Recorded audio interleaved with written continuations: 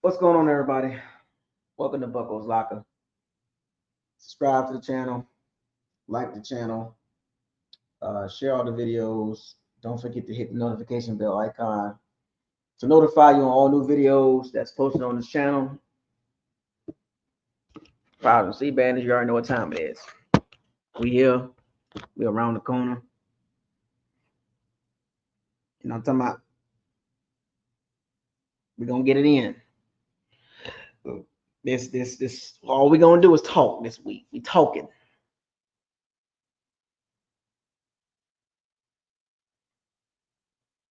We're gonna talk about it. You know what I'm talking about?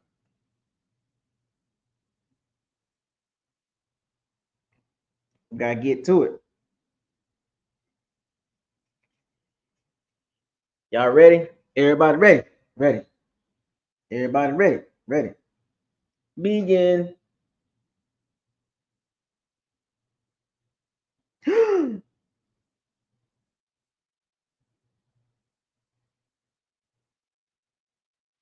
Let's get to it. Let me ask y'all a couple questions real quick. On the 50th anniversary jerseys, how far did you go back? Did you keep it with the current players, or did you get a Doug Williams jersey? Did you get your Leroy Selman? Did you get your Mike Allstott? Did you get your Derek Brooks jersey? Or y'all kept it with Evans and Godwin and the current players? Or did you go back and get the number one player in Bucs history, Derek Brooks? Shout out to Derek Brooks, man. I want to know, which jersey did you get? Because some of y'all probably got current players. I'm just saying, you probably want to grab one of them older jerseys, throwbacks. Like get the older 50th anniversary jersey. Don't get. I mean, no offense to Mike Evans and none of that. No, we're not shooting nobody down. We're talking about the 50th anniversary.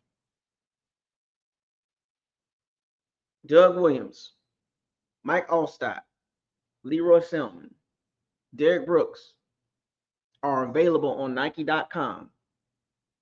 50th anniversary jersey. I know which one I got. You know, I'm just saying. I know which one I got. Don't know about you.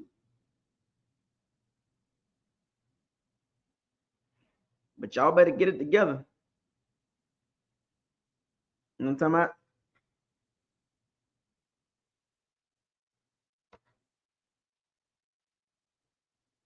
Then those jerseys won't get mailed out until September. So you got to pre-order them. I might end up getting two.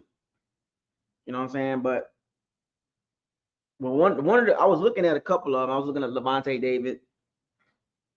I was looking at Allstott, Doug Williams, Leroy Selman. You know what I'm saying?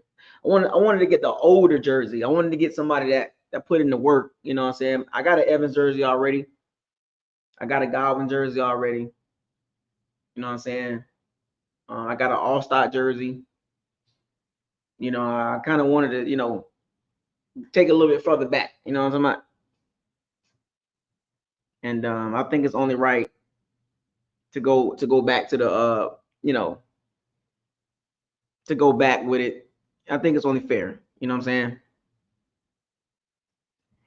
Make sure y'all pre-order y'all jerseys, man. You know what I'm saying? Make sure y'all preview your jerseys, man. Just take it back a little bit. That's what I did. It's only fair.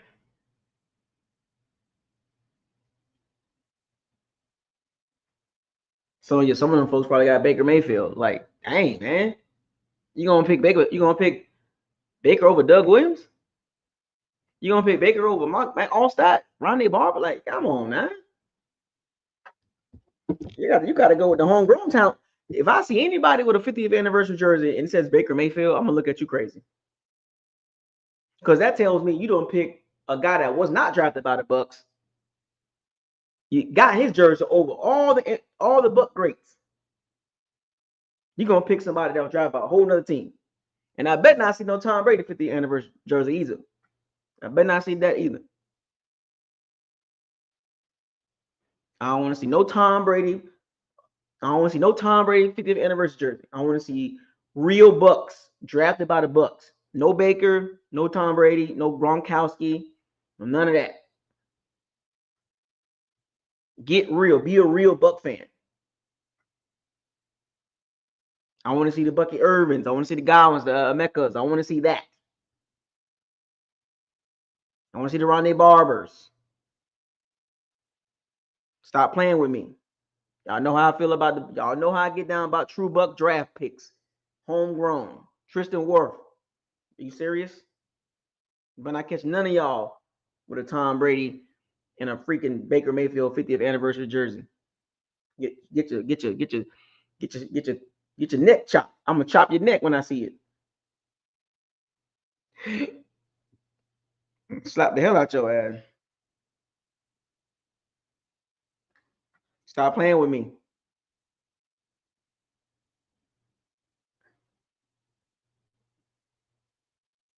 No mercenaries.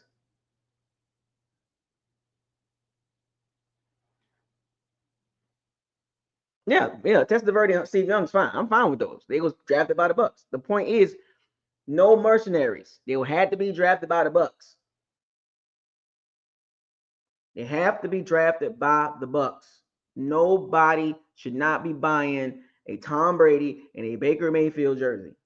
No offense to those guys. Nothing against them personally. But we're talking about a 50th anniversary. You got all these jerseys available, and you're going to skip homegrown players that's drafted by the Bucs, and you're going to buy somebody that was not drafted by the Bucs. The purpose of these jerseys to me, homegrown jerseys. Now, the regular jerseys, you do what you will with those, but the 50th anniversary, the history, like you got to get somebody that's been back in the day. For real, you really should be getting anybody in front of everybody that was drafted between like the beginning all the way in probably until 2014. Anybody that was drafted by the Bucs is good to go for me. Drafted by the Bucs. I don't care what they did after the Bucs. I'm talking about drafted by the Bucs. Don't give me that old nonsense. I'm telling you, when I do these live streams, you got a Baker Mayfield NFL 50th anniversary jersey on. Don't think about coming in the chat room. Don't even think about coming in the locker room. I want to see true Bucs fans with true Bucs drafted players jerseys. I'm an advocate of that.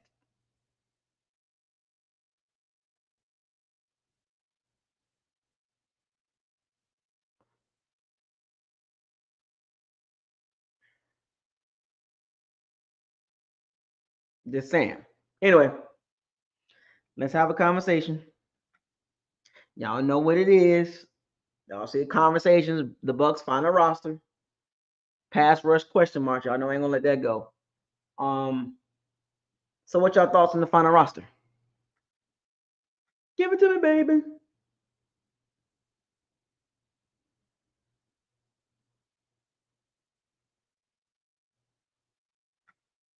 What's y'all final thoughts on the roster? Give me y'all surprises.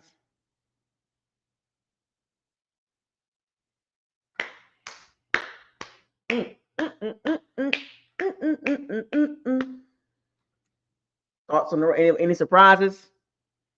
Anybody that made the team that surprised you? Anybody that most of the people that we expected to make the team made the team. I know some folks in the Bucs community was talking about the Bucs didn't make a play for Micah Parsons. People were saying that the Bucs didn't want to offer Vita and 2 first-round picks, or Clancy and 2 first-round picks. But only time will tell. Only time will tell. Okay. You can say what you want about Micah Parsons, but nobody on the Bucs is better than him. I got to be real with you.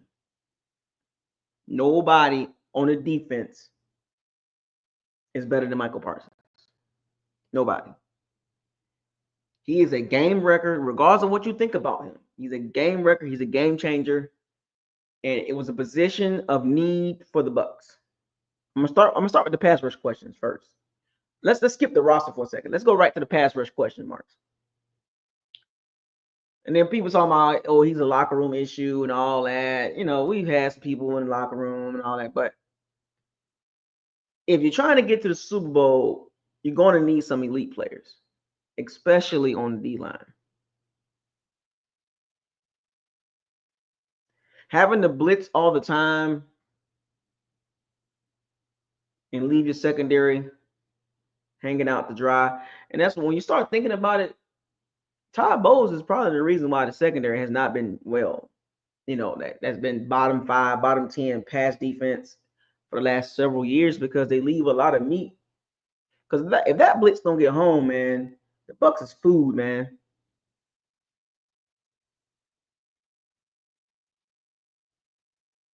The Bucs is food if they don't get to the quarterback, man. It's like, and then if the Bucs rush 4, they don't have the consistent pass rush. Now, Hassan Reddick is supposed to change that, and Diaby's supposed to take the jump.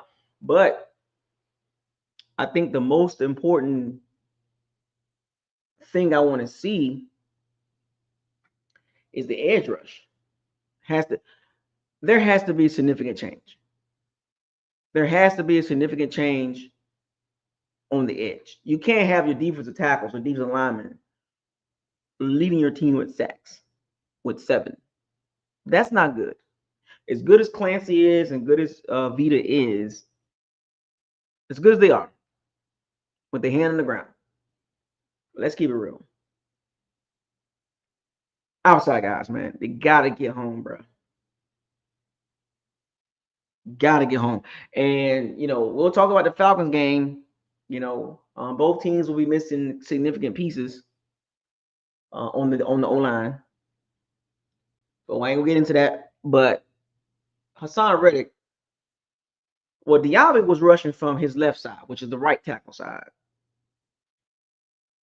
I wonder what they're gonna do with Hassan Reddick, because Hassan Reddick rushes from the same side Diaby rushes on. Because rushing from the left side, their right side, you're facing the elite tackles. And whew, left tackles is no joke.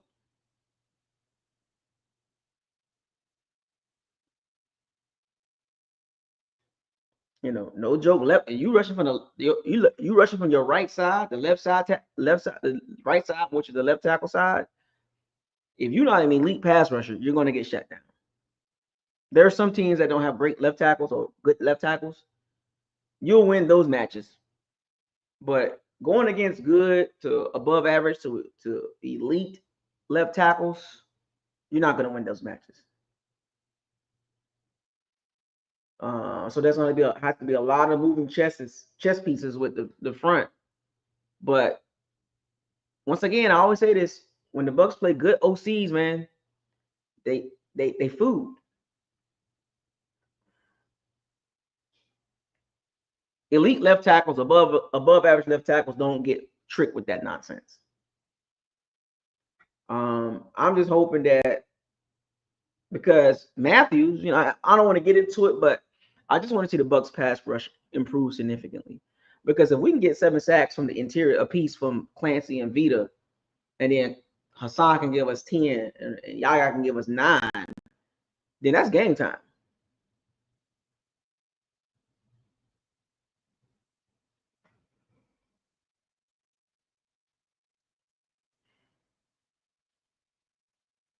And I'm looking forward to it. And we should see some improvement. A hungry Hassan Reddick, but that's going into the season. That it's all theoretical right now. Um, but as I said in the last few years, man, until that defense significantly changes or significantly gets better in the pass rush, the defense will remain the same. But I always say this, man, you gotta have some elite guys on that D line, man. You gotta have at least one that can rush the passer. That like third and 8, third and 9, he's gonna get to the quarterback. He's gonna put pressure on the quarterback. And far too many times we've seen that pass rush. And you could tell when Todd Bowles get frustrated with the pass rush because he's just sending blitzes. If the Bucs don't win on early downs, if they on first down they give up 4 to 6 yards on first down, they fool. Because now you got 2nd and 6, 2nd and 5, 2nd and 4, easy first down for the most part. But if the Bucs can win first downs and hold the fort and get them in, 2nd and 8, 2nd and 9, 2nd and 10.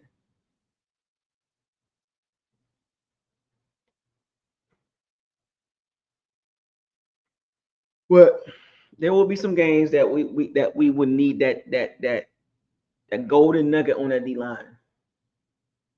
And like I said, there's some pressure on Hassan Reddick to perform at a high level.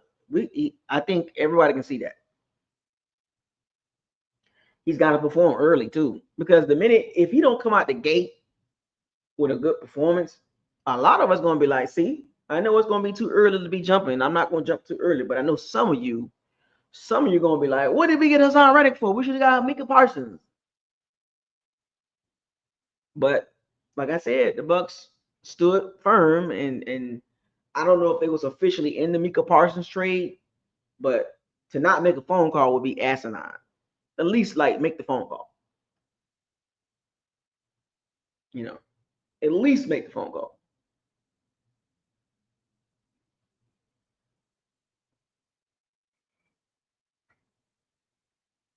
Make the phone call. Because teams they're gonna throw the ball on the Bucs. I think Todd Bowles, he is what he is. He will manufacture sacks from everywhere. And then somebody mentioned with Winfield Jr., Tyke's gonna play, the safety a lot more and they're gonna move Winfield up closer to the line because of his playmaking ability. But I don't know about that.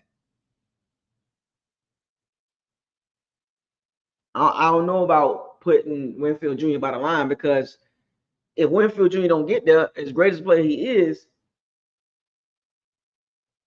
like Winfield Jr. is like the one guy in our secondary that you really got to be like,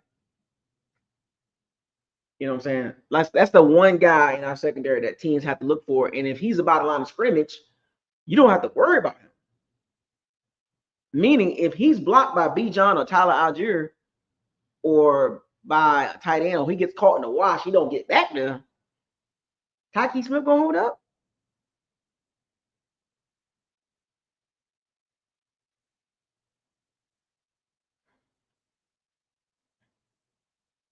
I'm just pointing some things that y'all take a look at, during the season. If Winfield Jr. is up by the line of scrimmage a lot more, his tackles will go up, but also, we know he likes to tackle with his helmet.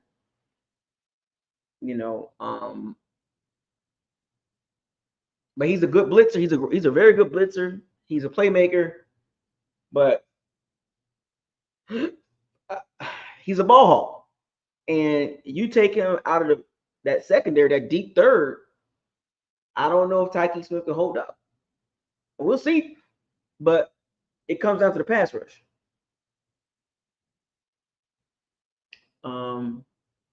Because sometimes, remember, less is more.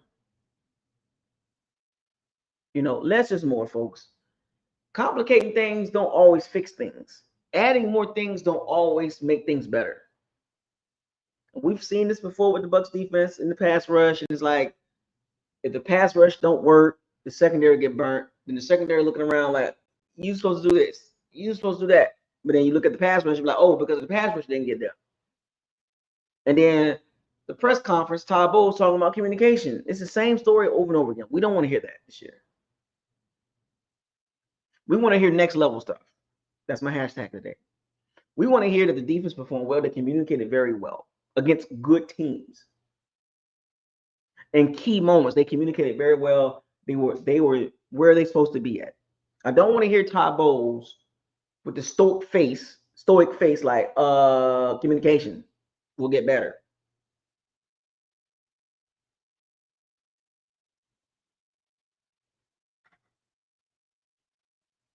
Because I think a lot of us football heads, we know if you got an effective pass rush, your secondary gonna look better than what they really are. And if you have an already good secondary, they're gonna become elite, right? When you look around the league, the position rankings, the Bucs O line top 10, quarterback I think number 9 or number 10, running back I think number 12, like top position rankings. Tight end, which is interesting, positional rank, the tight end position was like 20th. Yeah. So O-line, quarterback, running back, the Bucs are like top 10 at quarterback, like 9 at quarterback, I believe 9 or 10. Receivers was like number 2. O-line was like top 7 or something like that. But the tight end was position group was 20th. And I was not mad at that. Because we don't have, I mean, K-Dot is good, right? But he started to be injury prone. He got some issues with his legs again. He might miss game 1, but we'll get into that later on. And then on the flip side, the Bucs defense, the total, I haven't seen them ranked above 15 at all in any rank, like any group, like defensive rankings. And then for position wise, the Bucs secondary was like I think 22 position group. So it was something like that. The linebackers wasn't ranked high. The D line was ranked, I think, 14th. I mean, the guys with the hands on the dirt. And then the edge rushers, the linebackers, was ranked pretty low. So, like I said, even though I don't try to read too much into the rankings, but it kind of gives you an idea of, you should have an idea where the team at and where the weaknesses are reside at, right? And these rankings will tell you, they will foreshadow the issues with every team or question marks, whether they're issues, problems, or question marks. These positional rankings should tell you, for the Bucs in particular, they believe in the offense. I think that's a guaranteed green check. But the problems still remain amongst the NFL talking heads and media members and even fans. It's going to come down to the defense. It's going to come down to the defense. In particular, pass rush. Because if the Bucs can just get there with 4, as good as Todd Bowles is with calling plays defensively, he can do much more if he can just rush Vita, Clancy, Hassan, Yaya. If he can just rush those 4 and they consistently get there, that means he can drop 7 guys and do a lot of tricks.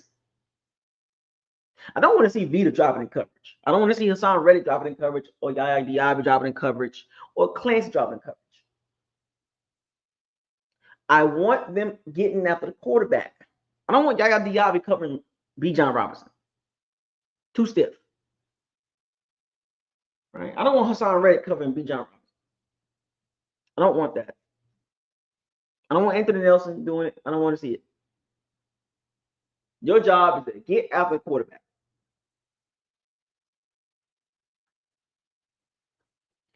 But it was like a hedge, like all the position groups that were ranked, that wasn't ranked good, I've always had questions on.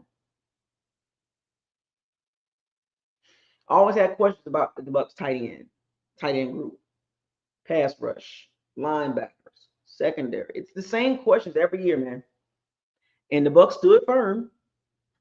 The only change they made was basically draft picks, They went secondary early, and of course, Emeka, and they chose to go D line later in the draft. One of them got hurt, out for the season. Unfortunate.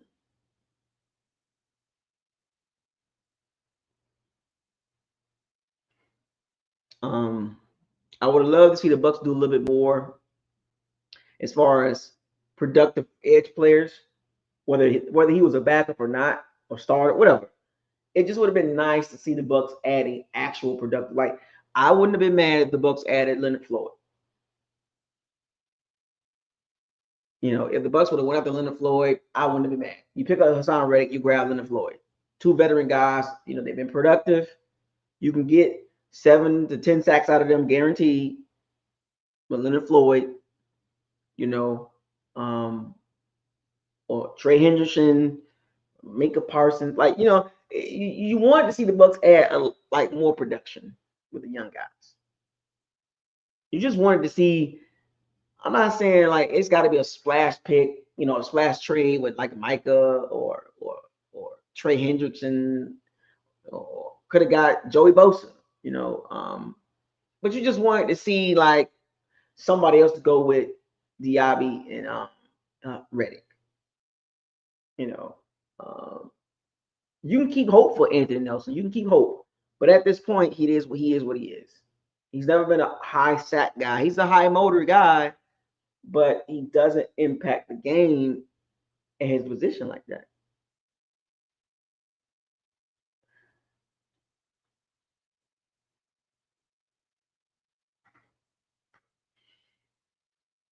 Question marks, man. What is this? Let me ask y'all this question. What is the floor as far as sacks for Hassan Reddick? And what is the ceiling? Let me ask y'all that question.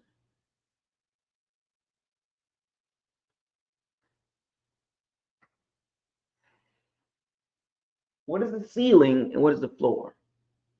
Can Hassan get over 7, which could be the floor? The ceiling 13? Maybe it's 13, 14-ish.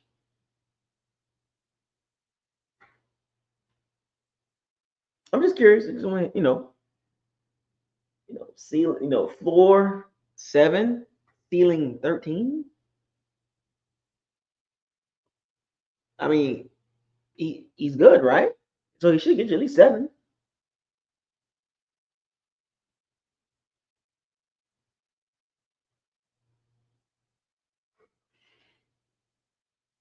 Fair enough, right?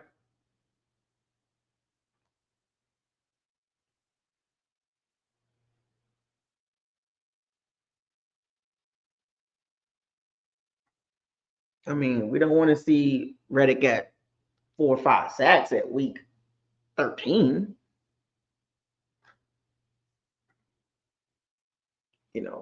Yaya can pressure the quarterback, but he got to turn those into sacks. Hopefully, he got a little more twitchy in those hips. Because if Hassan Reddick and Yaya Diaby can combine for about 21 sacks, that means the Bucs defense is going to be on one. They're going to be on something if both of those guys can pressure the quarterback consistently and get sacks. Week 13, Yaya got 8. Reddick got 6 or 7 at week 8. I mean, week 10, 11ish. That's good for the Bucs. I want y'all to pay attention to that, man. The sack production on the edge, because if they go back and if they go back to what they went through last year with the interior getting all the sacks, Vita sacks come in spurts. They're not over 17 games, folks.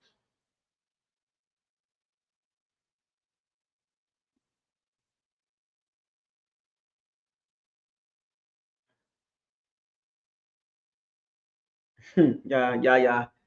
I think a lot of us have expectations for him to do well. And of course, Hassan Reddick, had a throwaway season with the Jets, but I think we're banking on him to get back to the Eagles form. Reddick, that got him over to the Jets. But this game was an early test. Early test. But let's transition back over to the roster. What y'all think about the roster? Honestly.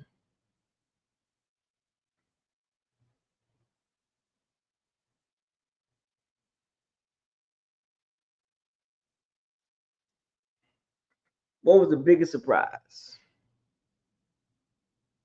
Now remember, Hassan Reddick had some dogs when he played for the Eagles. He has some dogs now.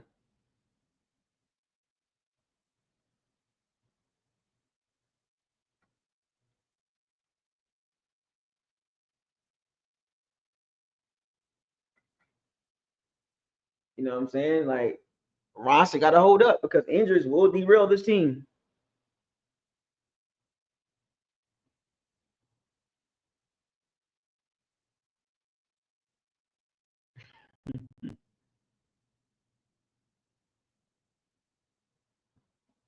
I might be at the game too, man. So for those of you that, let me let y'all know now.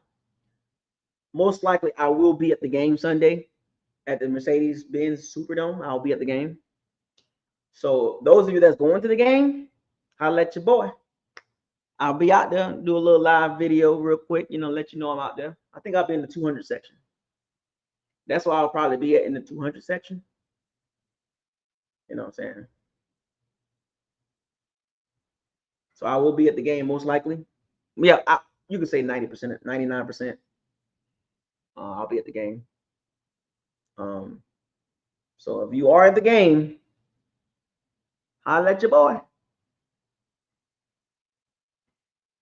Yes, Stephon, Mr. Pryor. Uh, yeah, turnovers, man. We need some turnovers, man. Oh, the Bucs were bottom of the barrel when it came to turnovers. Interceptions, 7. Mr. Pryor, you're right. You're absolutely right. Turnovers are the standard, right? The Bucs secondary had 7 interceptions last year. You can fact check me, but I think it was 7. Bottom of the barrel. Not good. Can't turn the ball over. Jamel can't catch. Zion is not a turnover type cornerback. You know what I'm saying? It just, man, I can see the struggle, man. I can see it coming. And I hope it don't happen. I hope it don't happen. But we definitely need more turnovers. Forced fumbles, fumble recoveries, right? Forced and fumble recoveries, right? We need some interceptions. And also, to go back to what Mr. Pryor was saying, after turnovers, we need sacks. And particularly without blitzing. Sacks are important, Mr. Pryor, but I mean us, we need sacks too. But turnovers, we need those. We need those right away. In the preseason, the Bucs, I think, led the NFL in interceptions, which is a good sign, right? But granted, it's preseason. So you got to take that with a grain of salt, right? The Bucs never finished the preseason undefeated. It was close. But like I said, the question marks on the roster, man, we know what it is. The depth. How do y'all feel about our depth? Are y'all confident in our depth? If we have injuries, like we got injuries right now. Remember, we about to find out top 10 roster. Top 5 GM. Well, the roster should be able to hold up. If you're a top 5 GM, that means for one, you drafted well. 2, you can overcome injuries and win regardless. That's how you build a roster. You can draft a quarterback and you can draft edge rusher. That's what puts you at the top. When you can't get the quarterback position right in the draft and you can't get edge position right in the draft, question marks at corner, you can't be top 5 GM. You can't do it. That's not top 5 GM material.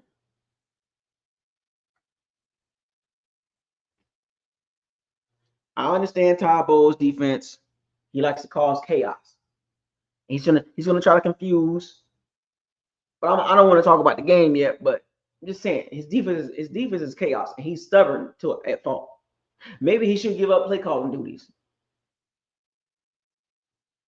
and focus on the team management.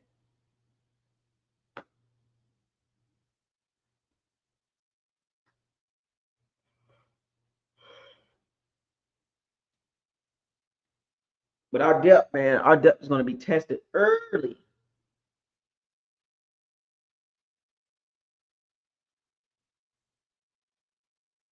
Okay, thank you for fact checking me, Edward Graham. So the Bucs did go.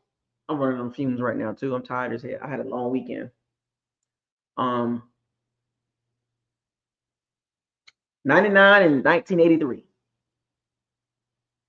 99 was a successful season, I believe. So when it was it 2000? No, it was 2000. That was successful. So 99, I think the Bucs was almost they was trending up, and then 1983 that was a long time ago. I was three. Well, I was young, Edward. I was young, so I don't remember 1983. I was super young. I was just walking, kind of, sort of. My motor skills wasn't great, but I appreciate it, man. Y'all give me some energy, man, because I had a long weekend, and I'm just spitting off the dome, man. Cause I got good memory, but when you're tired, you just gonna fight through it. You know, I'm a top 5 Bucks channel. You know what I'm saying? Top 5 Bucks channel. Top 5 content. Top 5 personality. I'm just messing with y'all, man. But yeah, um, the Ravens keep going undefeated in preseason, though. They keep winning, I think, 7 years in a row.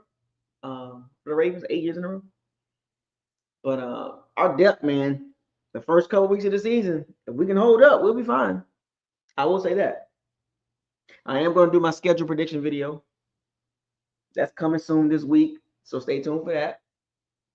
Game preview: Falcons versus Bucks going to Atlanta, coming to Atlanta, or going to Atlanta. That's another video. That schedule prediction video gonna be interesting. I'm gonna have fun with that. I'm gonna have fun with that video. We're gonna have a good time with that video, man. Stay tuned for that one. You know, but it won't be easy. But I'm expecting next level stuff with this team this year. That's my hashtag.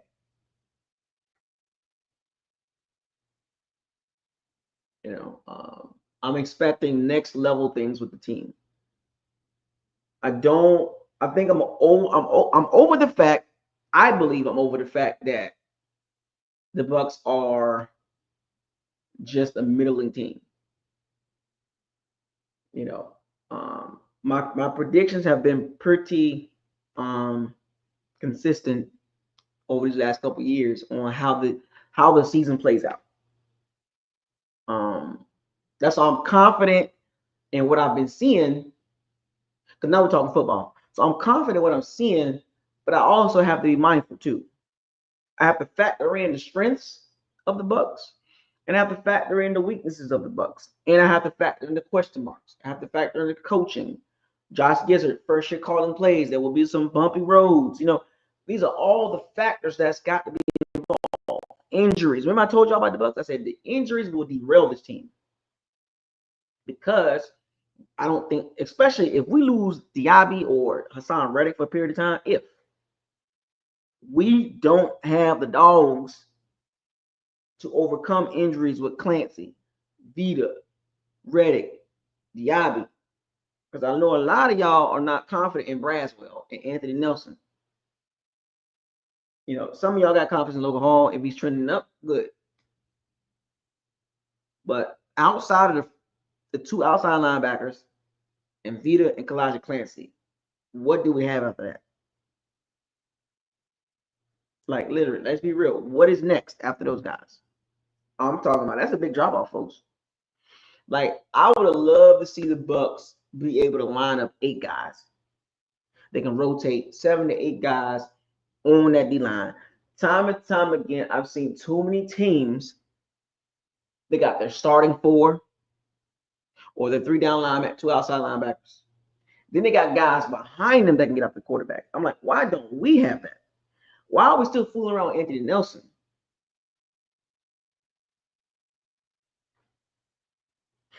That's what I want to know. We have to get better, folks.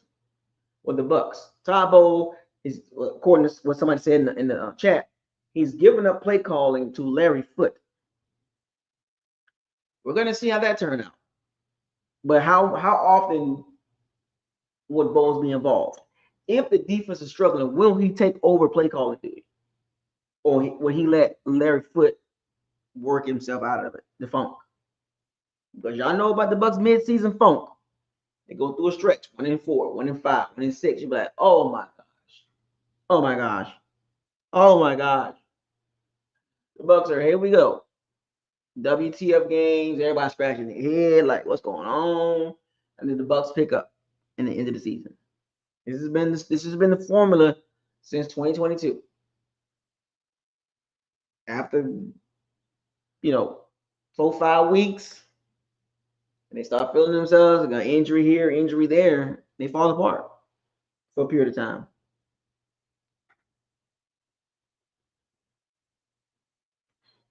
Yeah.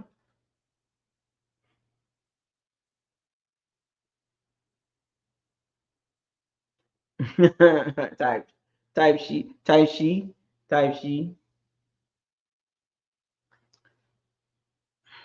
Now we just need Jason Light to just do what he did with the offense, but do it with the defense.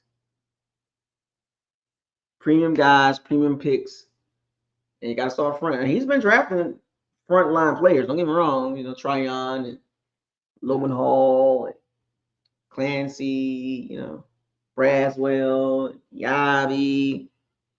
Those are all good guys.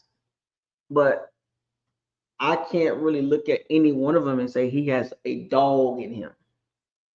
Diaby kind of got it. Clancy kind of got a little bit, but just in general, I'm not looking at the Bucs D line saying, "Oh, they're nasty, they're mean, they don't want to touch nobody, they don't want nobody picking them up." You know what I'm saying? I don't know.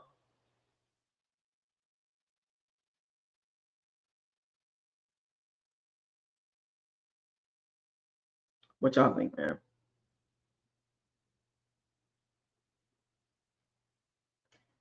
Final roster set, folks. Bullock made it. Anybody? So that swing tackle, Ben, I can't pronounce his last name, Achawi or whatever his name is. Man, he looks good. Number 70.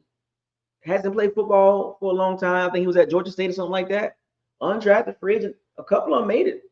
A couple of guys. Joshua Williams. Congratulations to Bullock and Joshua Williams and Ben Chawich, whatever his name, Achawi, whatever his name is. Saw the tape on him. He looks good.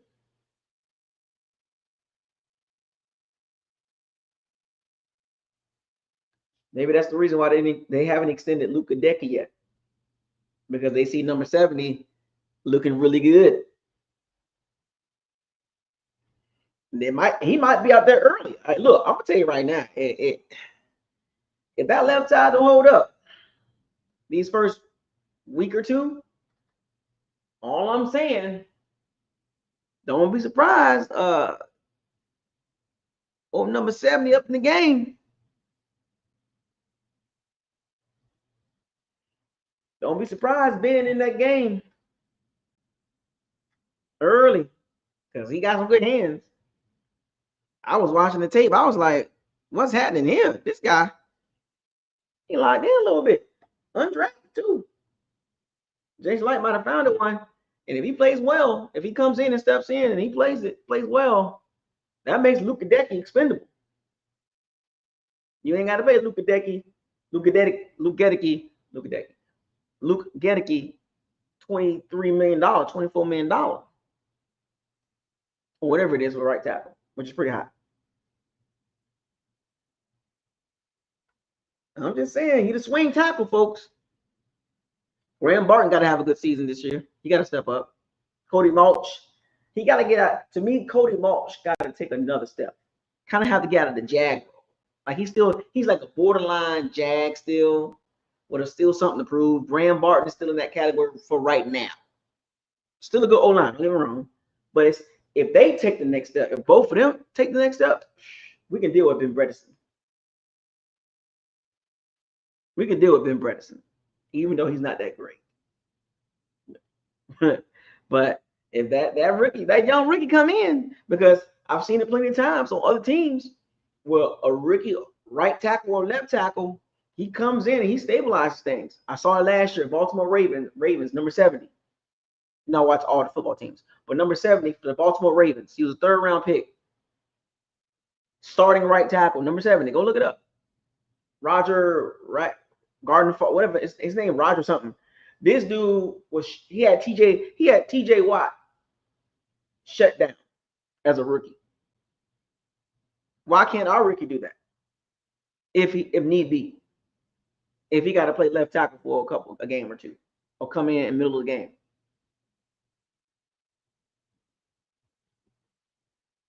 I'm just saying. Go look it up, folks. Baltimore Ravens, right tackle, 3rd-round pick, starter. They let Orlando Brown Jr. go. Orlando Brown was like, man, I want to get paid. Go look it up. Rookie right tackle had TJ Watt in a blender. TJ Watt can't do nothing with that young guy. They drafted that young kid because of TJ Watt. And he's done a great job. And we got a young guy right now, the undrafted free agent, looking like he gonna be nice. We can't let him go. How about that? O-linemen don't come up trees like that. John Bullock. Shout out to John Bullock.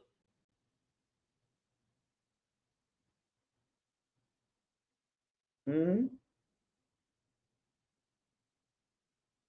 Whatever happened to Jake Kamada? He just fell off a cliff. Riley Dixon, right? Yeah. What else? Logan Hall got to make a jump too, by the way.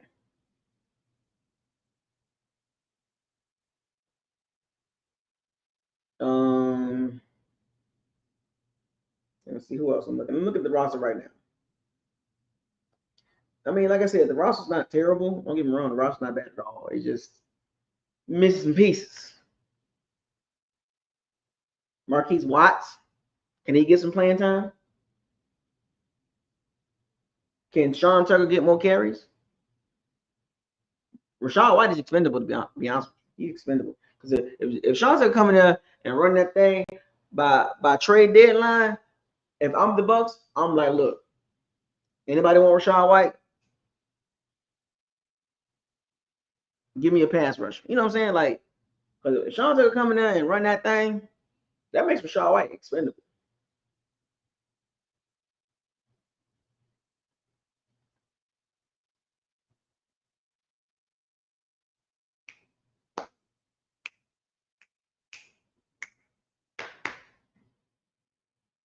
You know,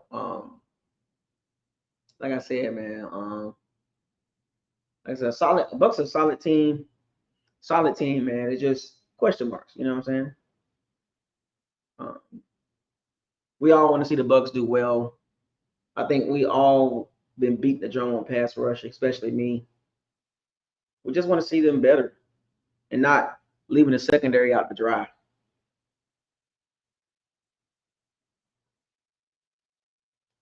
You know. So, practice squad. CJ Brewer made practice squad. Adam Gotis, Garrett Green, Luke Haggard, Bryce Hall. I thought Hall was going to make the team.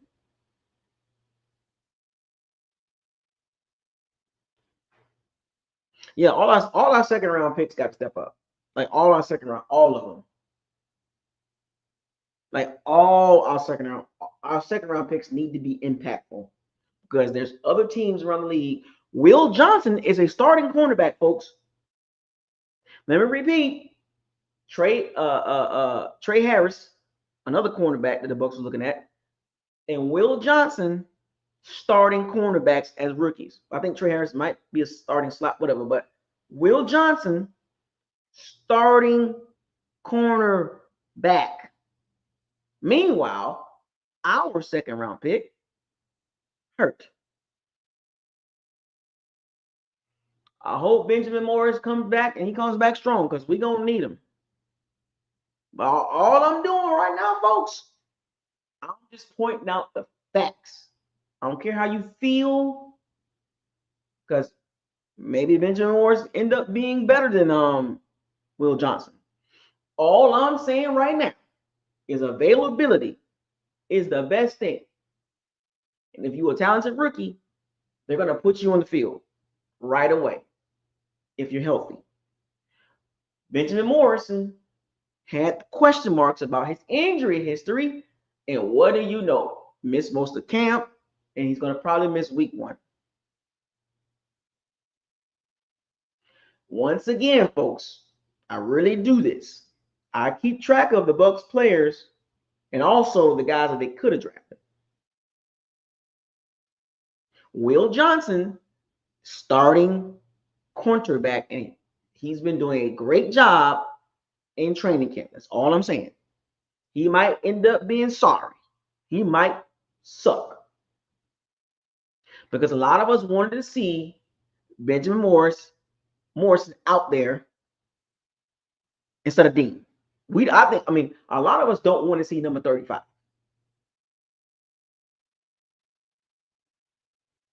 A lot of us don't want to see number 35 out there playing. I think we're done with him. We are done with 35. All I'm saying right now, and I'm not saying nothing bad about Benjamin Morrison at all. I'm not. I think he's gonna be fine. All I'm saying right now, I need you to listen very carefully. Will Johnson is starting. Our second round pick hurt. And he's been hurt before. All I'm saying,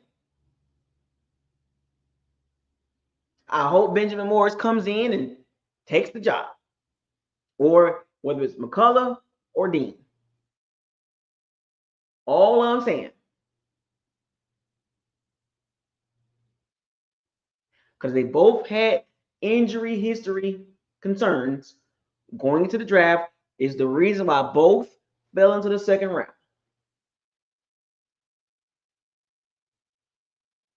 Johnson had injury issues, and Benjamin Morrison had issues with injury history. Will Johnson is healthy, and when healthy, he pretty good. It's pretty and look, I watch all the training camps, folks. I'm a football fan before I'm a Bucs fan. All I'm saying, training camp, everybody was like, yep, he's good.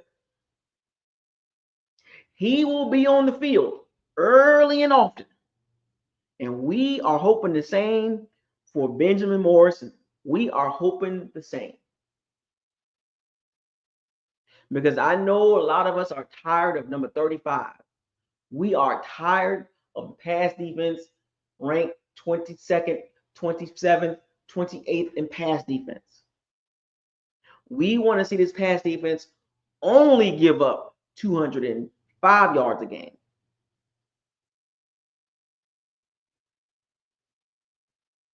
We want to see the pass defense only give up 215 yards a game. I don't want to see the pass defense giving up 239 yards a game. Completion percentage, 68%. I don't want third down percentage. I don't want to see that. I want to see Benjamin Morris get out there and take one of those jobs. Because I'm going to go with the young guy over the guy I already know about. I already know about 35. Zion McCullough, solid corner, but he could be too aggressive. And he don't get interceptions. But our second round picks, all of them, including Benjamin Morrison, they got to be impactful. They have to be impactful. Like, in order for this team, if this team's going to keep drafting and drafting, at what point are these players are going to excel?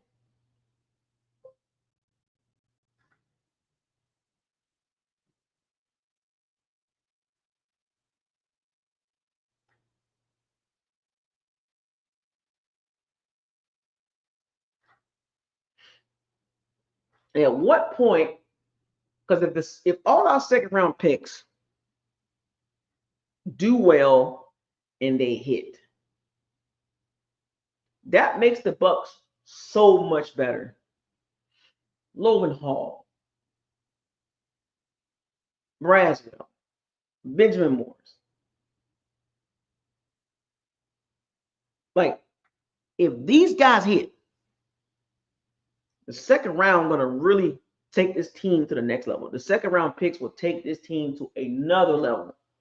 Because when you draft people in the first, second, and third round, you expect them to be starters at some point. Because remember, back in the day, it used to be first round pick, starter, right? Then as over the years passed, then it became you get picked in the first 2 rounds, starter. We look at you as a starter at some point, first year or second year. And then now, even round 3, you look at the round 3 guys as starters, borderline starters, and possibly, elite guys. The first 3 rounds that's where your starters come from. Your first 3 rounds is going to be the most of your starters. That's how the NFL works. You got to have talent. I mean, you can have projects, guys that are projects and things like that. But in order for the team to be really good, your first 3 rounds.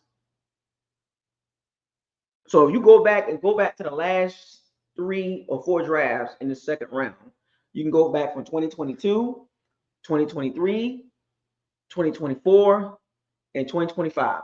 Go look at all those second round picks. Go look at the last 4 drafts and go look at all the second round picks. I'm talking about second round picks, folks. Second round picks from 2022 to now.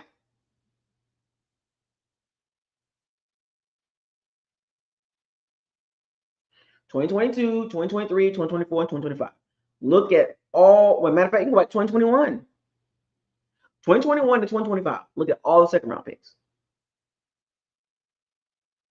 Matter of fact, you can exclude 2025 because we don't know nothing about them. 2021 to 2024. Look at the second round picks. Matter of fact, 2020 to 2024. Go look at the second round picks. Where is the really good production, elite production? Luka Decky. It took him 3 years to figure it out. And he had to play guard. And he didn't look good there. All I'm saying, the second round picks are very vital, folks. You can't miss on them. Because if you miss in them first 3 rounds, you got to play catch up. You're not, because when you're playing catch up, you're looking for starters, which hence why the Bucs went cornerback in the second round. Because if Jamel Dean was really that dude, and Zion McCullough was like not more better than solid, do you really think the Bucs go cornerback in the second round and third round? In actuality, I think the Bucs, if the secondary would have been good, I think the Bucs would have flipped it. The Bucs would have went D-line second and third round and went cornerback fourth and fifth. If the secondary was that good. Jacob Parrish don't get picked in the third round. Benjamin Morris don't get picked in the second round by the Bucs. Second and third round picks would have been D-line. Y'all know it. Y'all know it.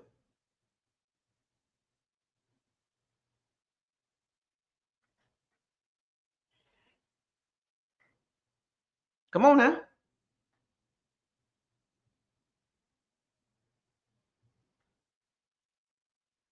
This is a big year for Logan Hall, Braswell. You know what I'm saying? It's a big year. And Jacob Parrish, he's our third round pick. I think he's going to be solid. Tyke Smith is going to be solid. Kind of questioning the size. His size that worries me back there at safety. I just wish the Bucs would have just got a bigger safety. You know what I'm saying? Like Kirby Joseph was a third round pick. 6'1", 200 and something pounds, all pro safety, 3rd round pick.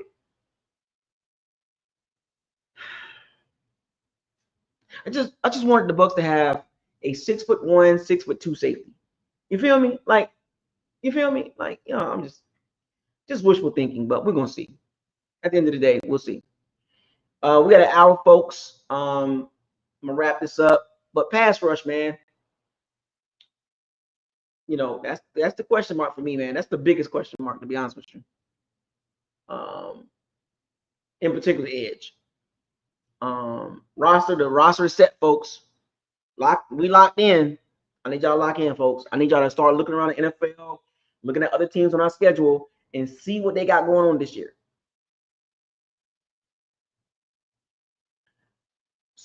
The teams on our schedule, go see what they're doing. Go see what these other teams are doing on our schedule. Don't just worry about the Bucs. Go look at the other teams and see what they're doing so we can have good discussions this year about what other teams are doing on our schedule. Because some of you guys have no clue outside of the Bucs. It's every week. Bucs gonna win. Bucs gonna win. Bucs gonna win. Bucs gonna win. Let you tell it. You think the Bucs gonna go 17-0? Go look at the other teams. That way, when you come into this locker room, your conversations are not always pro Bucs, only Bucs, nobody matters. Because you did it last year and the Bucs finished 10-6, and some of you were so wrong talking about 13-4. Crap. Wake the hell up. Get to reality. Watch the other games. Because if you run around here screaming 13-4, I'm gonna need you to come sit next to me and watch every game. Come sit down. Because some of you goofballs, and I say that very in a joking manner, you clearly only care about the Bucs. Can't even have a conversation about other teams because you're so pro Buck. That means every game you're going to pick the Bucs to win. I've been doing this. I've been doing this channel for so long, folks. I know how this works. You can't tell me how this works. I know how it works. I've been doing it for 8 years now. 8 years now. I saw what, 2017, 2016? And it's the same thing every year. Every freaking year. And then at the end of the season, especially these last 3 seasons, well, injuries. Well, it's excuses because every other team has injuries. Cut the crap. Wake the hell up. Watch football, not just the Bucs. Have a real conversation with people about football. Understand what teams are doing on our schedule. Can you do that? Can y'all do that for me this year? Because some of you just be like lost. Some of you lost. Can't have legit conversations about the other 31 teams. I'm just saying. I do this. I don't speak on it from a theoretical perspective. I'm speaking from a practicality. I do this. I do this. If you want to argue with me, good luck. I got facts. You got feelings. Which one are you going to go with? I've been watching this team closely for the last several years. And the biggest thing I've been talking about, pass rush. And what is the same problem that we've had for the last several years? Pass rush. There's no way around it. The numbers don't lie. Tape don't lie. As a matter of fact, I'll give you the most recent practicality. The Washington Commanders game. Go watch that. Facts over feelings. Pass rush was just not good enough. You're not going to win. You're not going to beat me because you look really bad. Because I got facts and you got feelings. And feelings never matters with me. I don't care about how you feel. I've been doing this for 8 years and I've been right pretty good. I've been pretty good at this. I'm not tooting my own horn, but I'm not off. When I make my schedule predictions, I might be off 1 game or 2 at best. One game or two. But see, my videos are all there. So that's the great thing about it. My videos are all there. So you can say what you want to say, but I got facts to back myself up.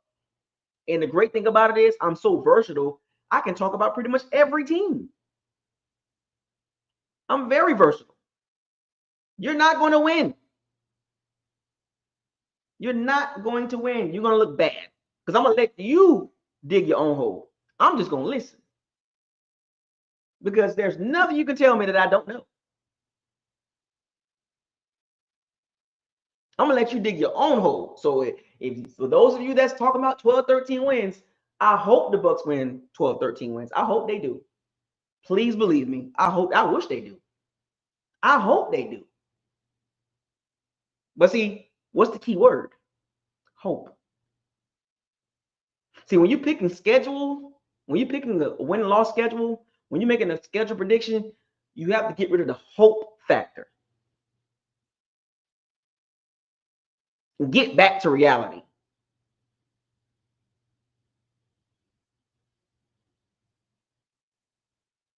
Eight and 9, 9 and 8, 10 and 7. Last 3 seasons. And what's been the issue? Pass rush. I win. I win. You can dig your own grave. I don't care about how much of a Bucs fan you are. I don't care. Because I'm a Bucs fan too. You're not going to win that either. You can't call me out on that either. You're not a Bucs fan. Sure, I'm not. Been doing it for 8 years. One of the few Bucs channels. You on my platform, you go by my rules. I do this not for the money.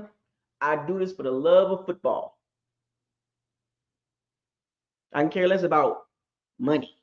I do this because I like talking about football. I like interacting with people. I'm not here to argue. I'm not here to fight. I'm not here to be combative, argumentative. I'm here to talk football. If you don't believe me, I got plenty of Pirates and Sea Bandits in the chat. Will check you so fast because we've been here for a long time and you haven't.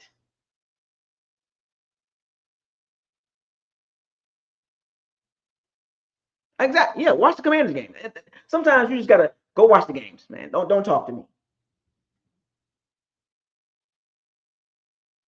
Matter of fact, before you even get to me, you gotta go through the Pirates and Sea Bandits. You can't get to me. Matter of fact, I got filters. You gotta talk to everybody else before you get to me. Go through my shooters. How about that? You want to deal with me? Go through the shooters because they've been here a long time with me too. You wish Sal, Mopar Bug, Grislow, go through them first. You can't get to me. How about that? You ain't getting to me. Go through my shooters. Good luck with that. King Cook, Big Bucks. Go through them first. Good luck. That's a gauntlet because them boys know football and they've been with me for a long time. Tony Lee, Edward Graham, they've been with me for years. Go through them. You ain't getting to me because you will get fact checked real quick by my shooters because they ain't gonna care about your feelings. They're not gonna care. They've been here just as long as me. They understand how this works over here. Sometimes every year we get new people that comes in and say reckless stuff. It's okay. It's a growing pain. Because I can tell who new. I can tell who's new. And I can tell who my guys. Go through my guys first before you get to me. You can't say nothing to me. I'm not going to call your name out. I'm not going to give you no shine, but you know who you are. Chat room, you see who it is. Must be new. Or must be still wet behind the ears on the Buccos locker room. I'm going to have to send one of my shooters. That's what I'm going to do this year. Anybody want to get reckless and say reckless stuff, I'm just going to send one of my shooters at you. I'm going to let one of my shooters shoot you down. They're good snipers too. Very knowledgeable. Mm-hmm. Yep. Go through the shooters. Don't talk to me. No, I don't hit. Mm-mm. Mm-mm. We've been trained over here. We've been working on this for 7 years. We watched this team. We saw the problems with the defense for years. Poor drafting, lack of pass rush. Got to go get Shaq Barrett and JPP and Ndamukong Suh. Can't draft pass rushers for nothing. Look at the history. Look at the history with pass rushers. Name me one elite pass rusher that the Bucs have drafted. You can't name none. You're not going to win this, buddy. You're not going to win. Pass defense. One of the worst in the NFL in the last several years. Facts. Numbers back that up. You're not going to win. This is going to get real embarrassing, buddy. You will get embarrassed over here. I'm not here to coddle you. I'm not here to hold your hand. You know football. You see the tape. Come back to reality. Come back to reality. I don't care how you feel about me. You can say all what you want to say about me, but just go look at the tape. Don't get mad at me. I always tell people this. You want to get mad at me for pointing out the truth. Don't get mad at me. Go get mad at Todd Bowles. Get mad at Todd Bowles for the pass rush. Go get mad at Jason Wright for not being able to draft an elite pass rusher. Don't get mad at him. Don't get mad at me. I'm just pointing out what I see. I mean, everybody named Mama, even Rondé Barber, has backed what I said. Pass rush. But you get mad at me. Go get mad at Rondé Barber. Because he said the same exact thing in different words. He get mad at me. Go get mad at Rondé Barber. Because Rondé Barber said, I need to see the Bucs pass rush without blitzing. And when the Bucs don't blitz, the pass rush is not good. Pass rush win rate, bottom 10. Sacks, that does not include safeties, cornerbacks, linebackers. Just the D line, the Bucs are at the bottom. Oh, don't get mad at me. Don't get mad at Rondé Barber because he said the same thing. But yet, he coming over here. Go troll Rondé Barber. Go troll Rondé Barber. Don't get mad at me. Go troll the Hall of Fame guy that knows what he sees. Stop blitzing. Stop blitzing because you're setting your secondary up.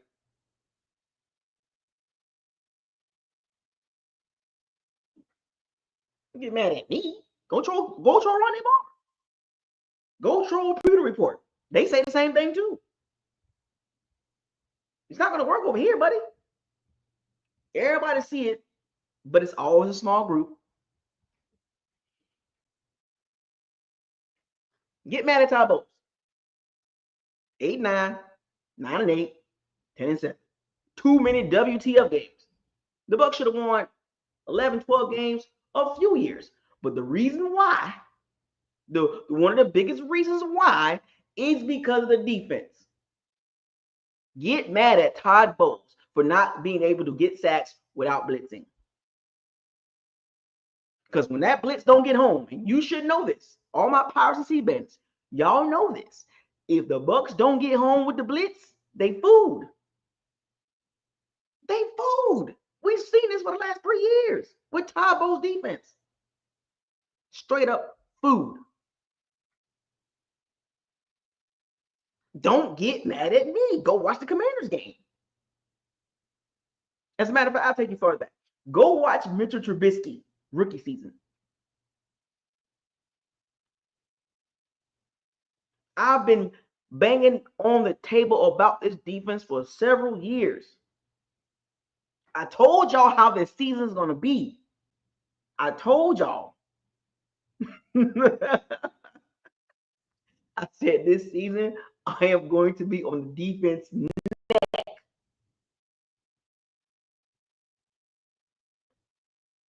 I am going to be on the defense neck all season long. And if you don't like it, I'm going to need you to go to the other channels to coddle your feelings. The offense is going to be great. Let me keep this in perspective here. The Bucs are a good team. Not elite. They're a good team. Solid team. They got question marks. I hope they win 12, 13 games. I hope they do. Prove me wrong. How about that? Because if the Bucs win 12, 13 games, well, we're talking about NFC Championship, Super Bowl.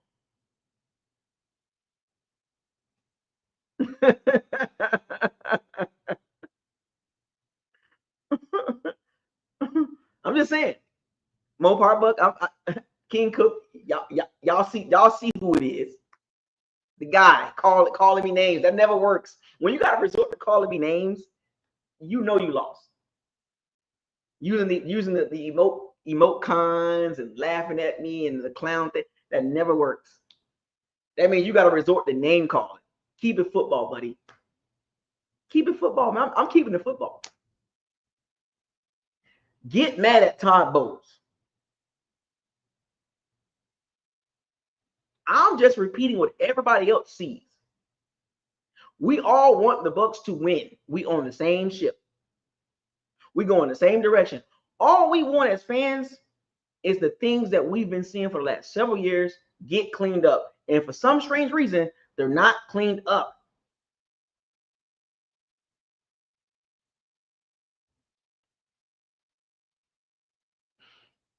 It is a fact that Jason Light has not drafted an elite pass rusher since he became the GM. He has not drafted an elite pass rusher. That is a fact. How you get mad at me? Go troll Jason Light and Todd Bowles. Go troll Ronnie Barber. Go troll Prudent Report. Go troll all these other channels talking about the Bucs pass rush. But yet you over here on my platform getting mad at me because I seen unrealistic expectations. Where is the elite pass rusher that Jason Light has drafted? He didn't draft Shaq Barrett. He didn't draft JPP. He didn't draft Ndamukong Suh.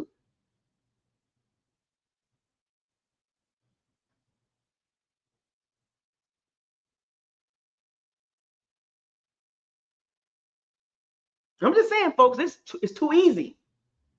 When you get to a point where you got enough knowledge, it turns into wisdom.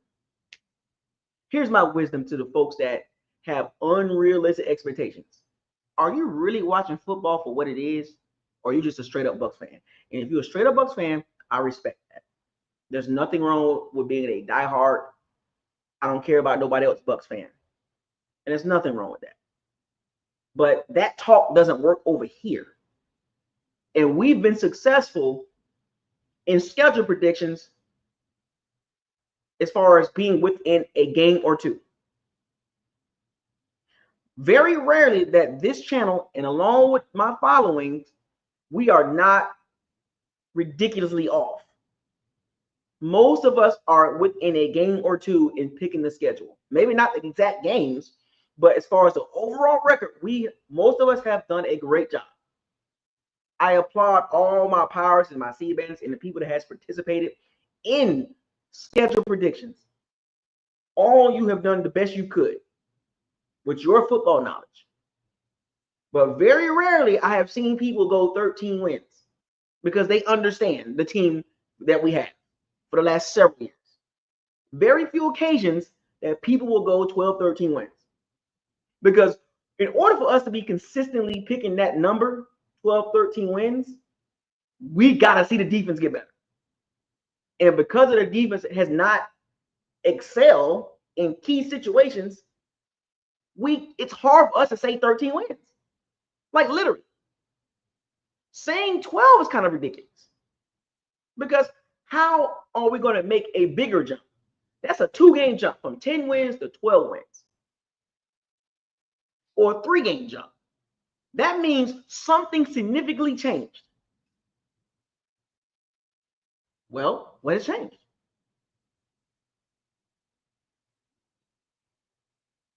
The Bucs are a very, very good team offensively. Average at best defensively. Average. And that's being a stretch. They get diced up too much for me to say they are 12, 13 win team. Because just like the Detroit Lions, remember the Detroit Lions, they were in a similar situation like the Bucs were a couple years ago. And what significantly changed with the Detroit Lions? They went and got McNeil. They went and drafted Aiden Hutchinson. They drafted elite pass rushers. They drafted an elite safety.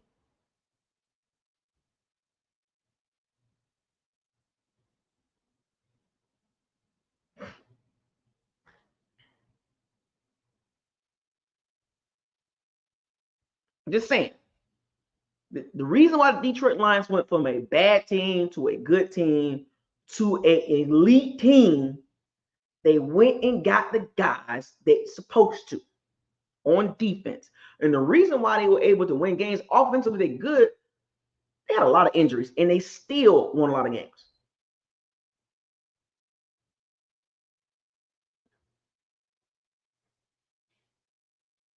Do the Bucs got anybody better than Aiden Hutchinson? Because I guarantee you this, as any Bucs fan, would you want to have an Aiden Hutchinson player at the edge right now? 99% of the Bucs fans will be like, yes, we need a Aiden Hutchinson, TJ Watt, Myles Garrett, Will Anderson type dude. We don't have that. We hope Yaya Diaby breaks out. We hope Hassan Reddick get over himself and break out.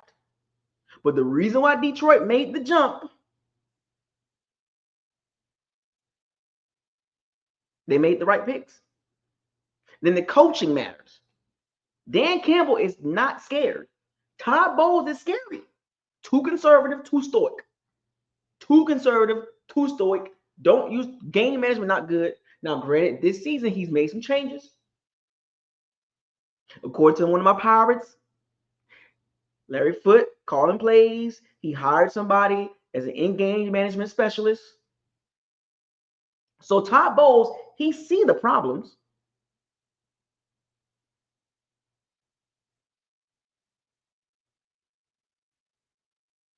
Now let's see the adjustments.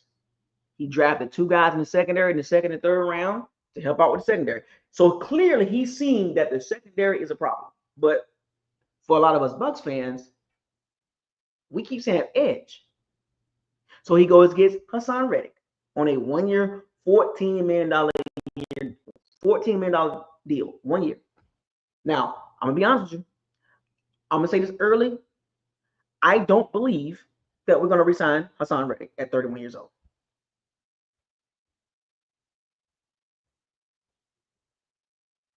I'm gonna keep it real with y'all right now. I don't think if Hassan Reddick has a good year or a really good year, I don't see us re-signing him at 31. We did that with Shaq Barrett, and it burnt us against the cap. I don't see Jason Light making that mistake again. I think Hassan Reddick is a 1 year rental, renegade, mercenary. Hassan Reddick will be 31. He's going to have his hand out looking for a big contract.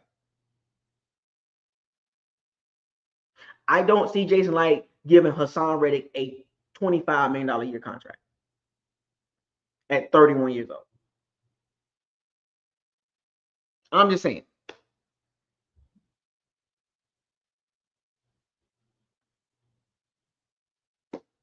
Because Jason Light, he got to extend Luke Gedeke.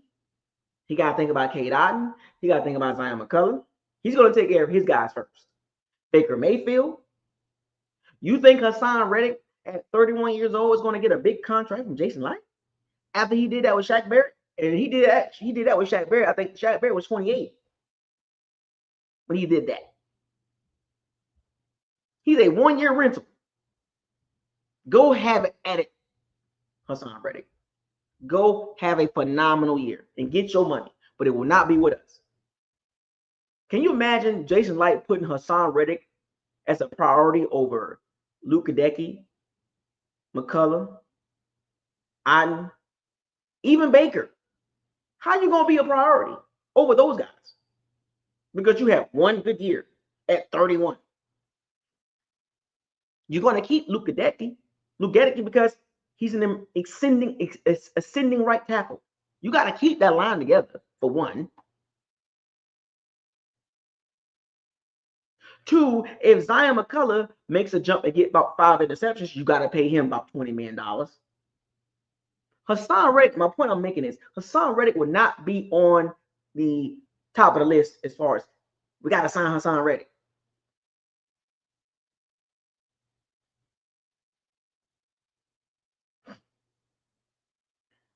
I'm just saying, folks.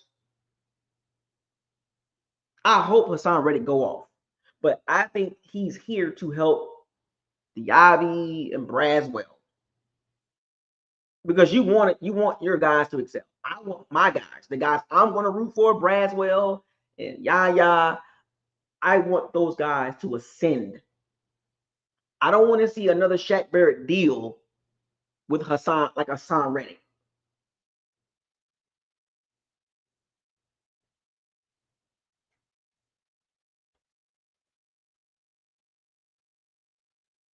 I don't want to see Hassan Reddick getting a 3-year, $75 million deal by Jason Light, and he's 31 years old. Are you serious? You're going to put that much money into a 31 descending pass rusher? He's a 1-year rental. He's Randy Gregory was a mistake. Not, I mean, Jesus. But that's why I said, man, sometimes you got to swing for the fences, man. And, Trey Hendrickson and Micah Parsons and Joey Bosa, TJ Watt, if you're trying to get to a certain level, you got to have at least one guy.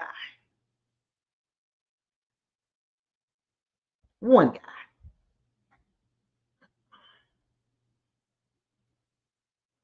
What's going on in North Carolina? They getting their butt whipped?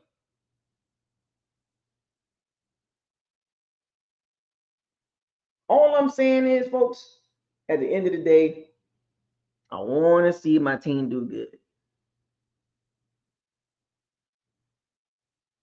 But in order for the Bucs to ascend, I said this last year, the year before, something significantly has to change on defense.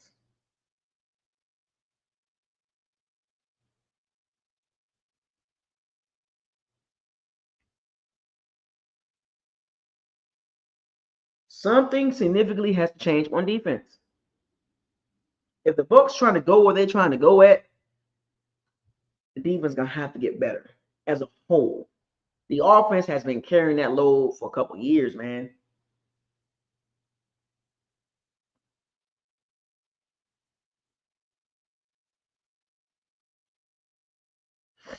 If the Bucs want to get to the Super Bowl, defense. We need a Hassan Reddick to turn into Shaq Barrett.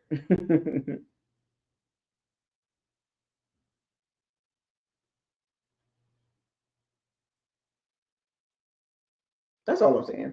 I'm not here to argue with nobody.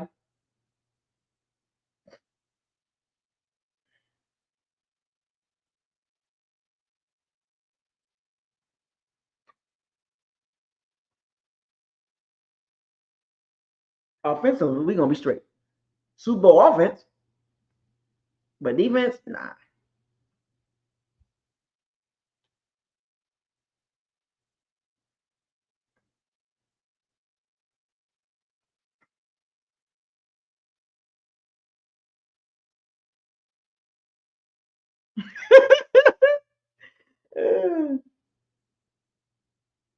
See, people don't like to have the real conversations. Like, great job, offense is really good, but man, why he can't draft the elite pass rusher, man?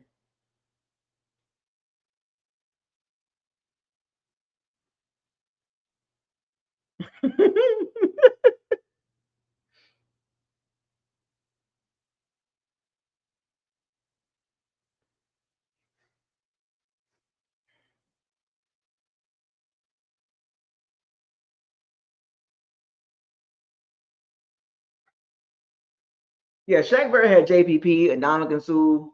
He has some guys on. He has some dogs. So we had see JPP, Pierre Paul, and Dominican Sue, and even Shaq Barrett at the time when he was on his reckless getting to the quarterback. Those are some dogs over there.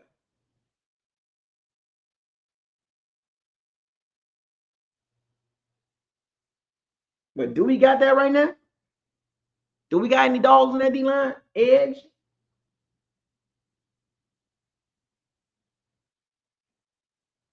I don't see no JPP and Dominican Sue in that D line right now.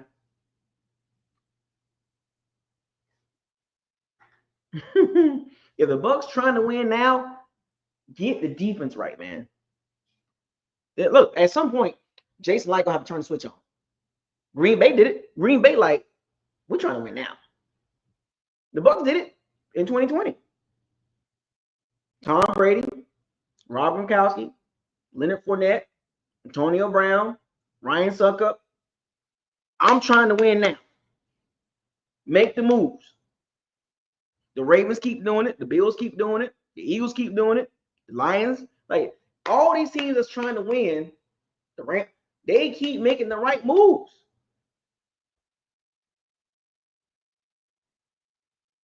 At some point, Jason Light did it in 2020. Here we are 5 years later. Do it again. I promise you, the move you make and it works out, we're gonna be just like we did in 2020. I was down there. I was at the Super Bowl. Wasn't in the stadium, but I was right outside the stadium.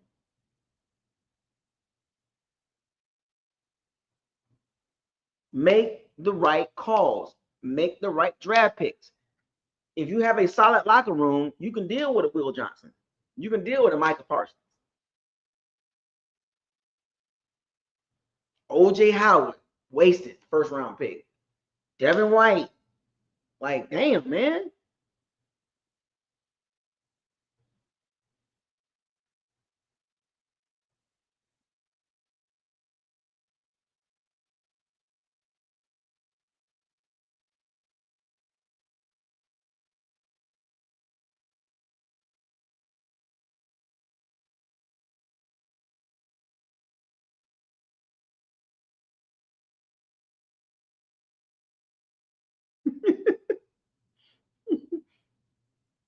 Like, damn.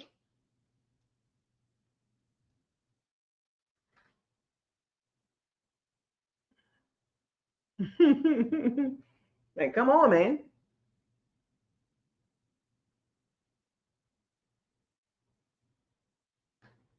I'm just saying, man. Like, we want to see this team good, but we tired of being in the middle of the pack. We want to have conversations like, man, we got to get past Detroit and the Eagles to get to the Super Bowl. Not, oh, we got to fight with the Falcons. The Falcons swept us. They 3-1 in the last 4 games against the Bucs. We shouldn't be talking about that.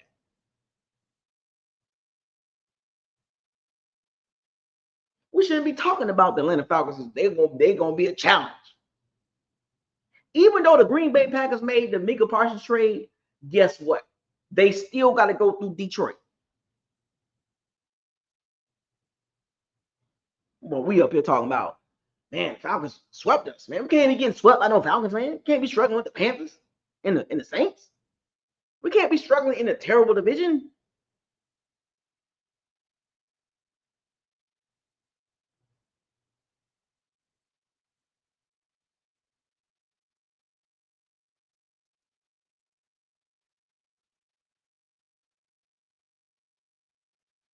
Can't be getting beat by the Broncos 26-0.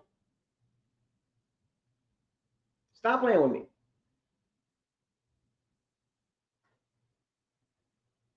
Stop playing with me.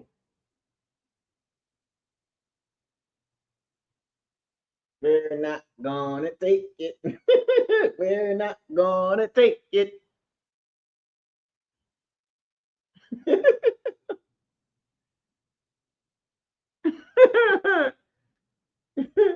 Getting swept by the Falcons, man. Come on, man. We're not gonna take it.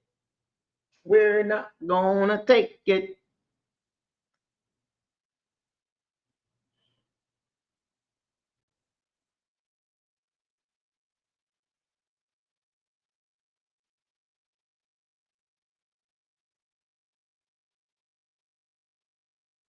Y'all know the song.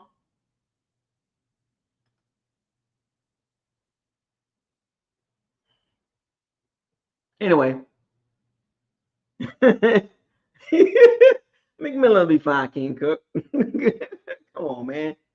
Don't do J Mac like that, man. That wasn't even his fault. To me, he not built like that, King Cook. What you want the man to do? He was in the air. Teddy Bridgewater, Teddy Two Gloves, hung him out to dry.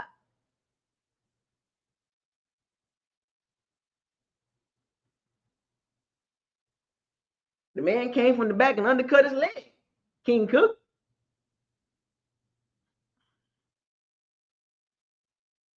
I mean, J Mac get hurt. He like, I'm not sold on him. What? He had 8 touchdowns last year, man. As a rookie. What more do you want from him, man? Teddy Bridgewater threw him a hospital ball.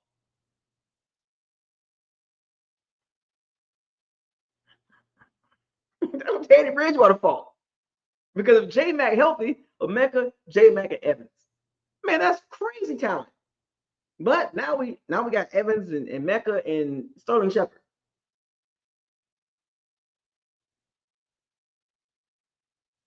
We're not gonna take it. We're not. Come on, King Cook, man. Don't do that, man. Because the man got hurt, you not sold on him, man. The man had 8 touchdowns as a rookie, man. In my Tyrese voice. What more do you want from me?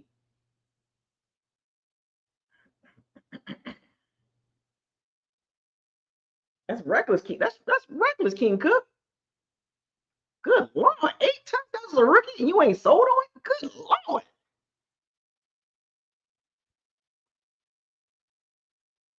Damn, it's a tough crowd right now, boy. A tough crowd right there.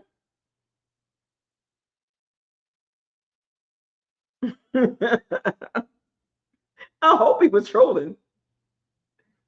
Oh, okay, you troll. Okay, because I was about to say, man, you wilding for that comment. Don't be like the other guy saying reckless stuff.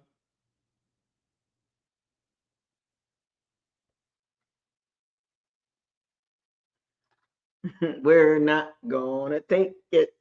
We're not. Yeah, focus, King Cook. Focus, King Cook. We ain't got time for that. It's game time. We got to lock in, bro. We gonna got like tomorrow's Tuesday. Then we got Wednesday. Then we got Thursday. Then Friday. No more talking. No more talking.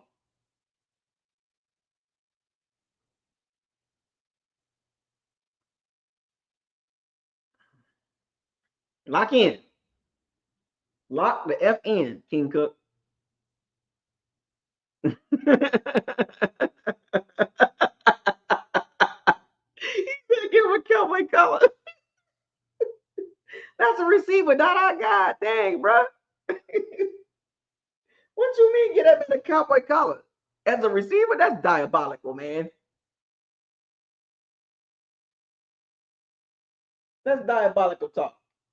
Dada. Get that man in a cowboy collar as a receiver?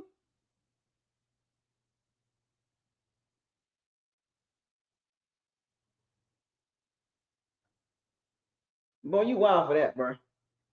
The cowboy collar? Get your head in the game. Exactly. We ain't got time to be trolling each other, man. We ain't got time to be trolling each other. Don't look. The other guy, man, ain't got time for that. Lock the F in. Don't be trying to get at me. Get at the Falcons fans. You want to argue with me. This is how you know we got some corrupted Bucs fans. They want to argue at their own fans. Like we on the same ship. You want to argue at me. Goofball. That's goofball activity. I'm not gonna give them no energy no more. Man. I'm not worried about that anymore. We gotta lock the F in. Focus on the Falcons, not me.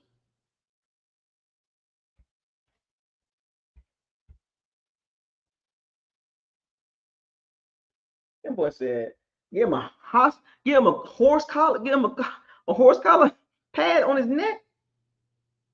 Boy, not a wow for that boy. Anyway, I got a question for y'all real quick. Is anybody interested in doing fantasy football? I know it's last minute. But is anybody interested in doing a Bucos Locker fantasy football situation? I can set it up and have it ready by the end of this week. And if anybody wants to participate, if anybody want to participate, Bucos Locker fantasy football, I need you to send me your email address to my email address, and I can get this thing started and revved up. I can send out the invites early, and we can do an auto draft. We can do a real draft.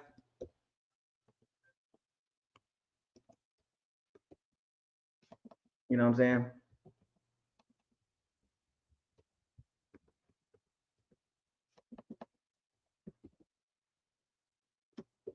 That's the email.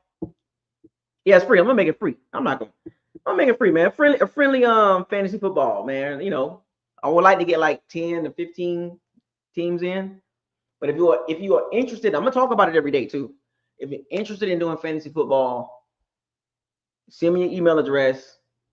I want to try to get it. I'm trying maybe 8 to 12 teams. I'll maybe 15, but it'll be 8 to 12 be good. But that'll be we can do something during the season. Now we get that. Then also that get your football mind right, because now you got to figure out who to draft. You got to pay attention to other players, and it'll keep you in the game. But 8 to 12 teams will be nice. You know what I'm saying? And the league we can get bigger, but we can start there. You know what I'm saying? The first 12 teams, the first 12 emails, I get those and I'll send out the request, and we can do a quick auto draft, or we can do a quick little live draft and speed through it and get our team situated. Maybe the first year we don't do any like prizes, right? We ain't ready for that. We can start doing like prizes as we move forward. We can do like first place get $500, second place get $250, third place get $100. You know what I'm saying? Next year. But this one's gonna be for fun. So send me your email address. You know what I'm saying? If you want to do fantasy football, 8 to 12 teams will be nice. Oh, if I get a lot of emails, if mess around, get 20 teams, that'll be crazy. You know what I'm saying? But 8 to 12 will be nice. You know what I'm saying? But shouts out to all the Pirates Sea-Bandits, man. Thank y'all for joining, man. I appreciate it. It was good conversation, man. Good conversation. No hard feelings. Don't get mad at me. You know what I'm saying? No hard feelings. But I can't let you just talk crazy. You know what I'm saying? Shooters. When y'all see folks do that stuff, man, I'm gonna need y'all to lock in this year. When folks get out of line and start talking crazy and trying to name call and all that, I'm gonna need y'all to handle that a little bit more quicker than that. Okay? And I need some more shooters too. I'm gonna be looking for some more shooters. I'm gonna add about 3 to 5 more shooters. Because we can't have trolls and stuff like that. You know what I'm saying? Like we gotta keep that to a minimum. No, all gonna be all respectful, but once they start getting out of hand and name calling and just being aggravating, we can't have that. You know what I'm saying? We can't have that. Because we all gotta respect each other. Respect each other's, opinions and all that, but we can't have like people doing all that extra stuff and you a clown and all that, because you call me a clown, I'm gonna call you one back. You know what I'm saying? So just keep it football, man. No name calling. Unless you call me one. and I'll play with you. So anyway, shout out to all the Piracy Bandits. Thank you for joining. Bucs final roster conversation, pass rush question marks. We're gonna keep talking about that. Fantasy football. Email me your email address. You know what I'm saying? We'll get that set up. Other than that, fire those cannons. Seize the day. Raise the flag. Facts over feelings. Hashtag probability versus possibility. Hashtag don't get mad at me. Hashtag why. Hashtag what are we doing. Hashtag next level. Hashtag trenches matter.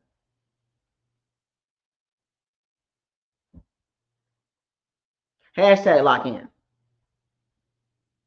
Buckles Locker signing out. I'll see y'all soon. Get me your email addresses soon as possible. The first 8 to 12 emails, I'm going to lock y'all in. Buckles Locker signing out.